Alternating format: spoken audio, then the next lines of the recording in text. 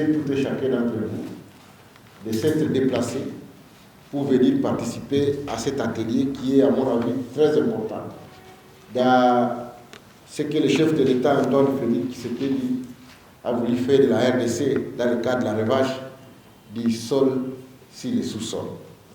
Je voudrais donc vous dire que le travail que nous faisons aujourd'hui, c'est un déclenchement de grands processus. Je voudrais bien vous rassurer que ce processus va aller jusqu'au bout.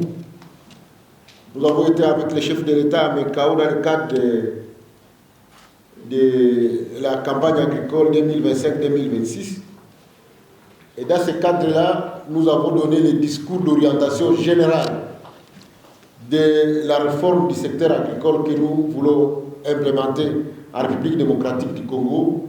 Et comme vous le savez, c'est un travail que nous faisons ensemble avec les provinces, puisque l'agriculture, c'est une compétence exclusive des provinces. Mais l'orientation, la réglementation et la politique générale est faite par le niveau national, donc par le ministre de l'Agriculture et de la Sécurité alimentaire. Je voudrais donc vous rappeler les 5 grands piliers que le président de la République nous a donnés pour que nous puissions lancer ces secteurs. Le premier pilier, c'est la relance du secteur sémacier.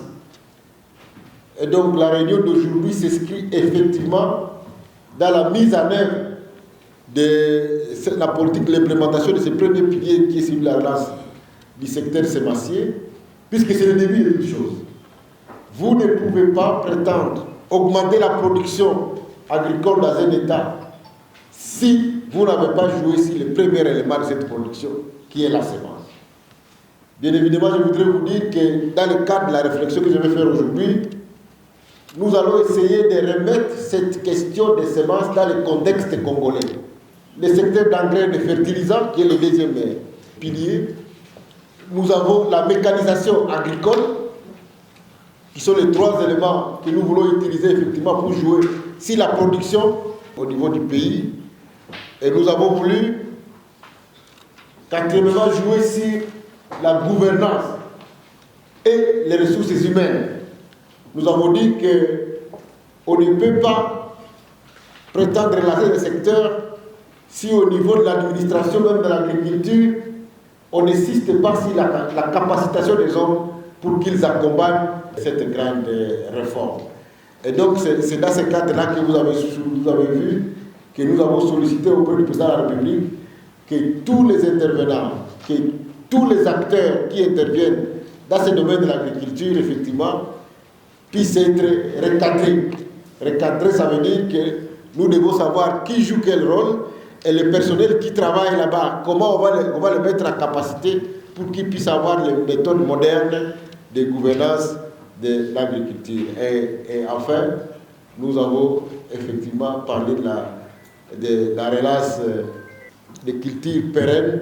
Je crois qu'il y aura une intervention qui viendra dans ce cadre-là. Et au niveau stratégique, nous avons voulu qu'au niveau de la production, nous puissions se casser à 2 parties.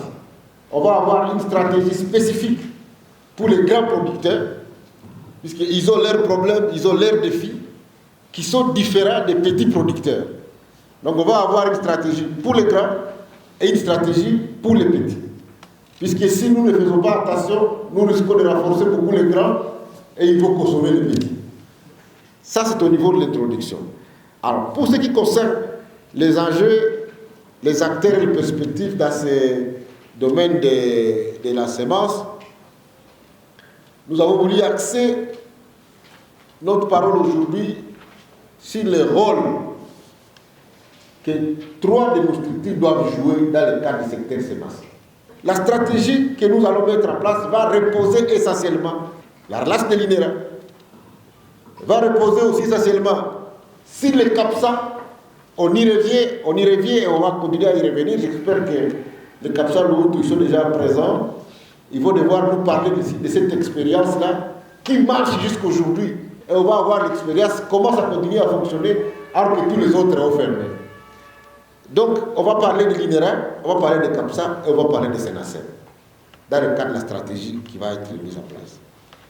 Alors, dans le cadre de ce travail de collaboration qu'on va faire avec l'INERA, Le travail des semences, c'est ça même la première mission du ministre de l'Agriculture.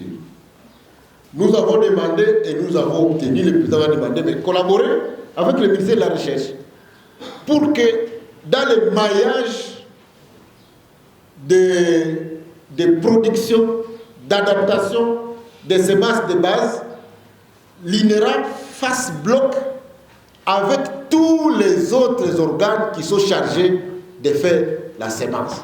L'INERA, le CAPSA, le SENASEM, vous devez travailler ensemble dans le cadre de la production de semences. Et le budget qu'on va vous donner dans le cadre du fonds, ça va être un budget qu'on vous donne à bloc pour le secteur sémencier.